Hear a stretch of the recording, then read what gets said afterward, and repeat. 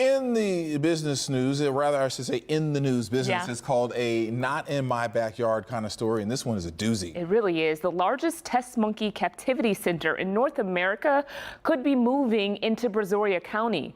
KPRC2 investigates Joe Eisenbaum was surprised to hear about it, so he started looking into it.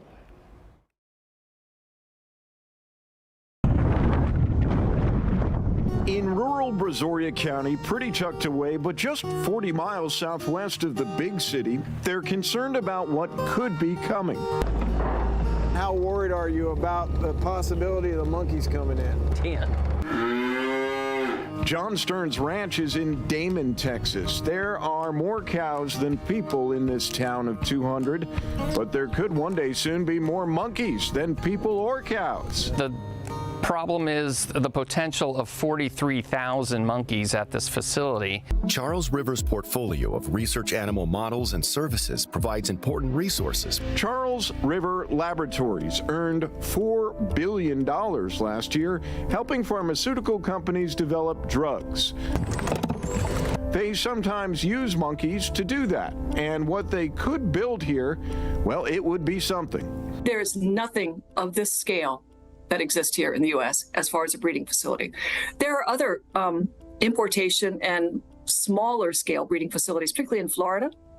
You have those in Henry County, but what they are proposing here in Brazoria County, no, that scale is only seen in Asia. KPRC2 investigates obtained this site plan for the 300-plus acre parcel. It includes purpose-built buildings for monkey housing with room to grow. But the very same company, Charles River Laboratories, is already under multiple federal investigations regarding how their monkeys get to the United States. Their thoughts are, you know what, if we're having so much problems getting monkeys into this country, let's just try to import our breeding stock and then breed them here and take out that whole international headache, because it's a headache for them. Everybody, as far as I know, in Brazoria County is against it. Brazoria County doesn't want that headache, period. The proof? Handfuls of proclamations from local governments from here to the Gulf. And every resident we talk to within 10 miles of the site, like people who live along the San Bernard River, aren't just ready, they're ready with pitchforks and torches. So that the company might say, hey, we're going to bring all this money, all this revenue, tax money into the area. Every city around here is against this. We don't want this in this area. Residents are rightfully worried about disease, loose monkeys, noise, and smell, but nothing so far has had enough teeth behind it to stop the project cold.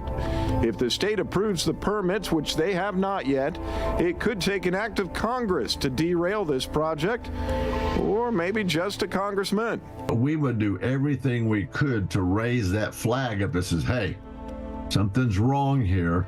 We don't want this here. We've made it clear. U.S. Representative Randy Weber, who has lived here his whole life, says he'll do whatever he can if it comes to it.